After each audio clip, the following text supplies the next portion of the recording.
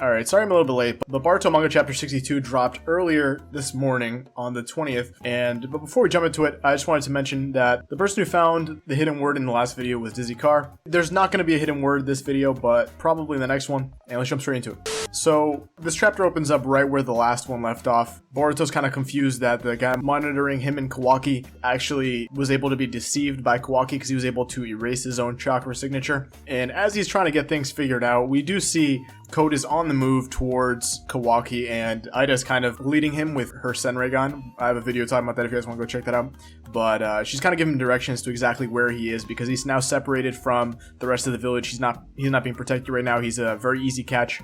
So Boruto runs to Naruto, and he's like, hey, you know, he's run off. That's Shadow Clone. The guy monitoring is not doing such a good job. And again, as they're getting situated, the manga keeps jumping back and forth between what's going on, right? So we do see that Kawaki does end up meeting Code, right? He mentions a little funny remark about him gaining some weight. And the reason why Code got here so fast is because we do know that scattered around the village, there are tons of these claw marks which allow him to kind of teleport to wherever he wants. Kind of similar to Minato's teleportation tags, except a little bit different because these don't seem to be instantaneous. More like a one-way portal for him. Now Naruto's kind of confused, right? He doesn't really believe Boruto at first. He's like, hey, you guys better not be pulling a prank here, you know? But he's like, bro, does it look like I'm pulling a prank? So they go in the room and the Shadow Clone's gone. And at this point, the guy's like, he just disappeared. He was there, I swear. And then Naruto's like, yeah, okay. So they go to the Hokage mansion with Shikamaru and Amato. He's just kind of there, staring intently, not contributing whatsoever.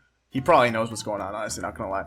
But everybody's kind of confused. Shikamaru's like, hey, we gotta go find him. Ino, who also happens to be there, mentions that they're gonna deploy a sensor unit, but there's a small catch that his chakra signature was actually undetectable. But obviously, as we know from the last chapter, Boruto is actually able to sense him still, but he's becoming more and more distant. So Boruto mentions that he's got to go, otherwise he's not going to be able to track him any further. Amato he's just kind of there spectating. He chirps a little bit, but like, I don't know, this guy's just starting to piss me off at this point. Like, he's just there, you know.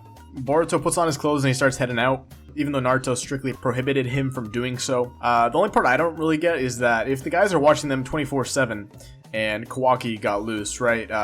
Is nobody watching Boruto now? Because he just kind of leaves. Kawaki does something that kind of confused me. I thought he was looking for Code, and then he goes to attack him, and obviously Code is way stronger than Kawaki, even with his limiters on. Ida is also spectating. She mentions like not to accidentally kill him, and we do kind of see her Senreigan active. It is very interesting to see the black outline of the eye. It's very, very interesting artistic choice. Anyways, so Code mentions that he wants to have a little chat about their futures, and they have a little scuffle here and there, but obviously Code is just playing with him at this point. This is the part where Kawaki kind of reveals that he did go to see Code intentionally because he knows that Code wants to extract revenge on the killers of Ishiki, and he knows the threat that Code is, so he basically says that he's the one responsible, and he asked Code to kill him so everybody else is safe. To this, Code knees him through the chest and states that he doesn't really care. He's gonna kill everybody who is even minutely involved. He doesn't really care about Kawaki's little proposal here while he's beating him up. While this is happening, Kawaki's just begging at this point. He's just begging, reaching for his ankles, and he's just, please, and then Code is like, nah, bro.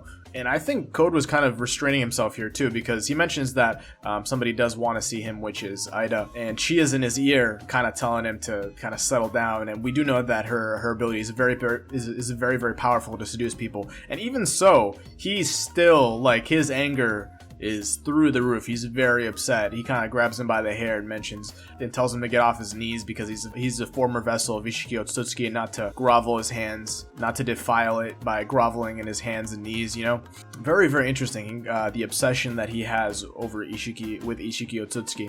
He proceeds to mention, obviously, that we already know, that he's inherited the Otsutsuki will, and he's trying to cultivate the divine tree and follow Ishiki Otsutsuki's wishes. Nothing really new at this point, but we do know that he is going to extract revenge regardless of who was involved and how little involvement they had. He's going to kill every last one. And then as the chapter starts coming to a close, he does mention that he does not want to kill Kawaki. He's excluded from his vengeance list, and that is, again, because Ida wants to meet him. And just as he's about to go back through his claw marks, Boruto kind of comes in to save the day. He kicks Code in the face, and although it's a very interesting entrance, I don't think he's going to do anything at all. He's just not strong enough. The only possible way for this to end well for them is if Naruto is not too far behind, and then we might see a very interesting fight between Naruto and Code with limiters, because we know that Code without his limiters is supposedly stronger than Jigen, who just destroyed Naruto and Sasuke. With the limiters, it might be an interesting fight seeing him and Naruto as well. Now, unfortunately, that is where the chapter leaves off. Not really too many answers. Probably anybody could really predicted the outcomes of this chapter.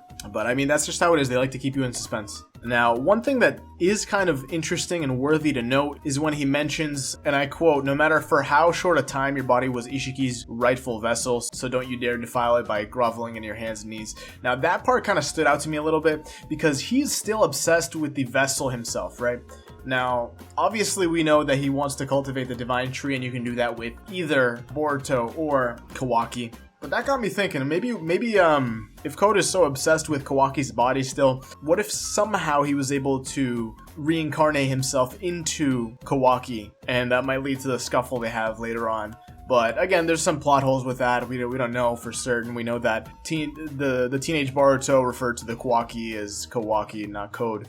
But I don't know, just this chapter brings about some very interesting dialogue, plot points, and potential storylines that we might see in the future. But anyways, there's not really a whole lot to cover here. I mean, that's pretty much it. It wasn't too crazy of a chapter, but it definitely is one of those, you know, I've mentioned this before, one of those like fluff chapters where they kind of got to fill in the blanks in between major fights. So hopefully next chapter we'll see a confrontation between Naruto and Code. That's kind of what I'm foreshadowing in the near future. If you guys like more videos like this, don't forget to like, comment, subscribe, and also don't forget to join the Discord down below. If you guys have any ideas for any videos you guys want to see next, definitely be sure to let me know, and I'll catch you next one.